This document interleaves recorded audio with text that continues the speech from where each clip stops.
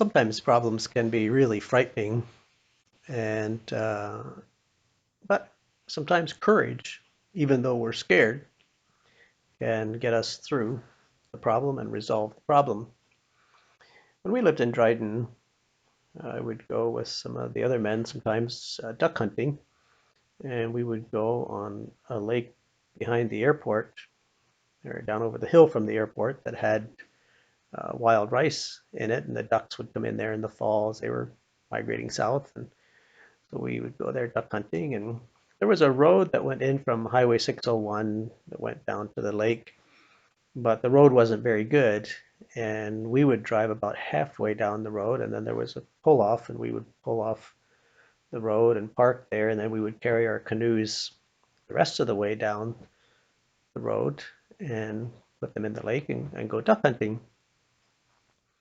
One evening, we went over to this lake to go duck hunting, and we drove down to the pull off and back in there. We were unloading our canoes, and then some other duck hunters came. They had a half-ton truck, and they had a boat on the back, and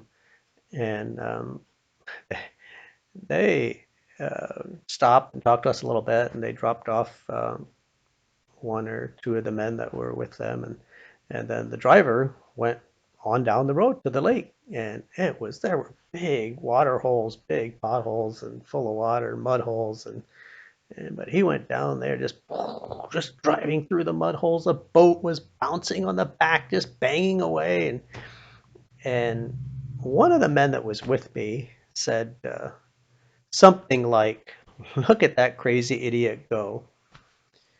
Well, he got down to the lake and they unloaded their boat. And one of the people that was walking with us down to the lake with our canoes was the son of the driver. Well, we got out on the lake, and those men they were not law-abiding people. For one thing, they were shooting ducks with a 22 long rifle, and it was dangerous. We're on the lake, and they'd be shooting at ducks, and you hear the bullet go zing, zing, across the water, and it was bad. Besides that, when we both got back to the shore about the same time, and uh, they had way more ducks than what was legal, but they're like, well, that's just what we do. And so then they loaded up their boat. We carried our canoes back to our vehicle, and we're loading them up, and they came driving out. And boom, boom, boom, boom, our boats bouncing, and they came out. They went past us, and bam, he went off the side of the road and hit a stump and blew out the tire on his truck. Wow, then he was mad. And so then he came over to us and he was saying, my boy said that one of you called me up, and what he said, we called him, was not the kind of language that any of us used, and there was no way that any of us had said that. And there were three of us. And so he came after one of the men. He said, no, I didn't say it. He came after me and grabbed me and pushed me up against a tree and say, no, I didn't say that. And the third person that was with us, I don't remember who it was, went running off into the bush. Well, he was swearing at us and was very angry and telling he's going to beat us up. And they said, well, we can promise you we didn't say that. And so he's saying, well, if it wasn't you two men, it must be the third guy. Where's the third guy? We said, we don't know. Well, it must have been him. So he said, well, let us help you change your tire. So we helped him jack up his truck and took the flat tire off for him, got his spare, put his spare on. Well, he was cheering up as we were doing that. We were saying, okay, we think we're going to be okay. This should turn out all right. He'll be happy. We help him with his tire. And so we got the tire on, and he said, now I want that third man. I still want to beat him up. And we said, well, We don't know where he is. And so he said, well, you guys can go home, but I'll wait for him. Well, we said, you have to move your truck so we can get past you. No, he said, I'm not moving my truck. I'm not moving my truck until the third guy comes out. So he's in the bush here somewhere, and I'm not moving until he comes out. But you guys can go home. Go ahead, just drive past me. We said, we can't drive past you.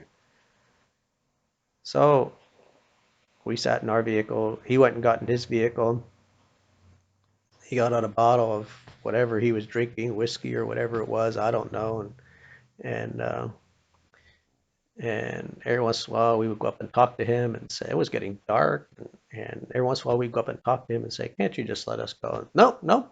Uh, uh, I want I want to know who said that about me, and I want to beat them up.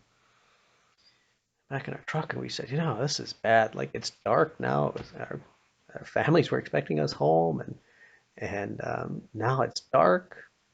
He has guns. He's drinking. The drunker he gets, the more dangerous it is. But we didn't know what to do, and so we got well. Go talk to him one more time. So I went up. We were going to talk to him, and he's like, "Nope, I'm not gonna let you go, and we'll just stay here. Takes all night. We'll stay here, but I want to beat up that third guy. So if it wasn't you that said it, wasn't you that said it, then it must have been the third man that said it. And when I find him, I'm going to beat him up." Well, by that time, it was pitch dark, and the third man came, had walked up pretty close to the vehicles and had overheard our conversation, but we couldn't see him because it was so dark. And then he stepped out of the bush and walked over to the truck where the angry man was, and he said to him, "Okay, if the third man said it, then that must be me. I must have said it." So he took off his glasses. He said, "Go ahead, beat me up. Here I am." And the guy looked at him and said, "No, I'm not going to beat you up. I just wanted somebody to have the guts to admit that they said it. You can go home now." So then he started up his truck and he left. And we went home. It took a lot of courage for that man to come out of the bush and take off his glasses and say, "Okay, if the third man said it, it was me. Go ahead, beat me up." And I think he would have left him do that if he had decided that's what he was going to do. So it was courage that solved the problem, even though we were scared.